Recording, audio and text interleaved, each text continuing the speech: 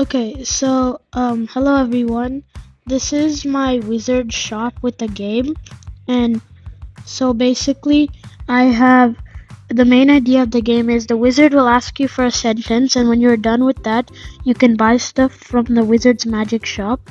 Then you will be able to play rock paper scissors against the random generator. And so when I run the program, it'll first ask you for your name, and I'm just gonna put Mr. Okay. It's finally time to meet you, mister. Oh god, you were 2 minutes away from missing your time slot. Guess you know me. Give me a sentence, and I'll just put, I really like Python. And then the score was 20, and it'll tell you everything you scored over here. And then now you can buy stuff from the magical shop. And let's say I want to buy one magical wand. I'll buy one wand, one spell book, or 2 spell books. And then since I have that in my cart, I can check out now. And so it costs 1,736 and 98 cents of glots, which is the magical currency that I chose. Instead of USD or INR. And if you purchase for 2,000 glots, you'll get a 15% discount.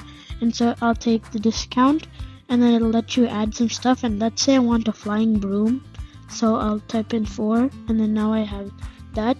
And the total is $4,422.95. The discount was 663%, and 44 cents of glots. And then so the order value after tax is $4,323 glots and 44 cents. And then it says, thank you for shopping at my magical shop. Now you can play rock, paper, scissors, and then enter a choice, rock, paper, scissors. Let's say I choose rock. And so you chose rock, computer chose rock, both players selected the same thing, it's a tie. And then you can play again because I put a while loop, and it'll only break until you say no. When you say no, I mean like N, because that'll like change the variable to false, and it says while true, so it's a while loop. And then this time I'll put scissors, and it says you chose scissors, computer chose rock. Rock smashes your scissors, you lose, so this time I lost.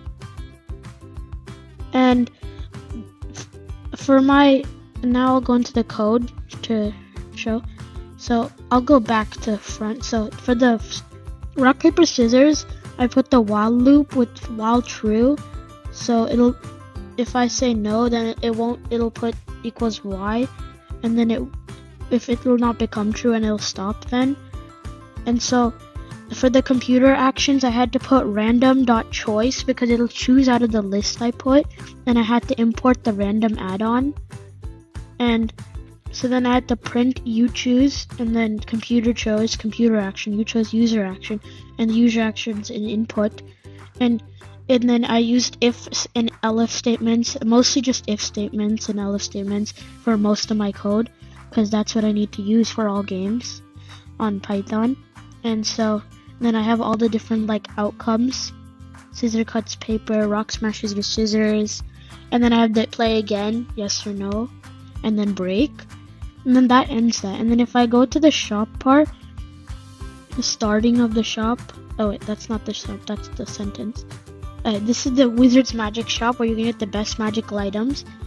And so I have a list of items and a list of the prices. And so when I can print item and then price in glots and excluding tax. And then I separate by that a lot of tabs. And then I print an extra line, and then I put in all the items, and then I put this in between. I put a bunch of columns because it would look better than just plain old tabs.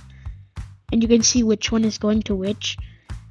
And then I have the shopping cart and quant to see how much they want to add and what they want to add to the cart. And then if order is less than 9, add to cart. If items order -1, because the index starts from 0. And then if order equals 10, shopping complete equals 1, so the shopping is over, and it'll take you back to your cart, and then it'll show you what you bought. And then after that, and if anything else is typed in besides 1 through 10, it'll say sorry, that was a invalid input. And then now you can go for the discount, so you'll have the discount if for the offer. And then I have another add quant over here, so to add amount. And then I'll have to print the same list with another for loop over here, but with new list, which will tell you what items you can add and how much of that you can add. And then after that, you'll be able to go into and then you'll add it, and then it'll show you're proceeding to checkout, because if you put anything else besides those options, it'll proceed to checkout. Or if you type in no for the discount, if you don't opt for the discount, it'll just take you to the checkout. And then if you do it, then it'll take you to this again, and then you can get the discount. If discount wanted equals Y, then it'll do the discount and everything. And then it'll do the tax over here, round, because you need to round it to 2 decimal points, because if you don't, it might go like really long, like all the way to like 7 decimal points. And then it has all the information here, like your total order is in glots, and then discount, and then order value after discount with tax, what the tax is and with tax, and then thanks for shopping at my magical shop. And then now I'll go up to the sentence area, and it'll say, first I have all these print statements asking for the name, and then it'll have the give me a sentence, and then the sentence will equal send.strip, because it'll change it into all the letters in the sentence, so you can use it easier. And then for the first one, it'll be the length of the sentence, and the second one will be if the sentence ends with period, question mark, or exclamation, and if it doesn't end with anything, it'll be unknown, and that won't give you any points. And then we have the comma. If it contains a comma, you get points. How many words, which will split the sentence into words and not strip it. And then length of words, longest word, how long, if the length of words is longer than the length of the longest word, then that'll give you points. And then there's all the if and else statements to check the points if you can get them or not. And then it'll print after adding all of them up over here, sentence score equals sentence score plus 10, because if length is longest, it keeps printing it on every single one, plus 5, plus 10, plus 5, minus 8 if it's not a statement or a question, plus 10, plus 10.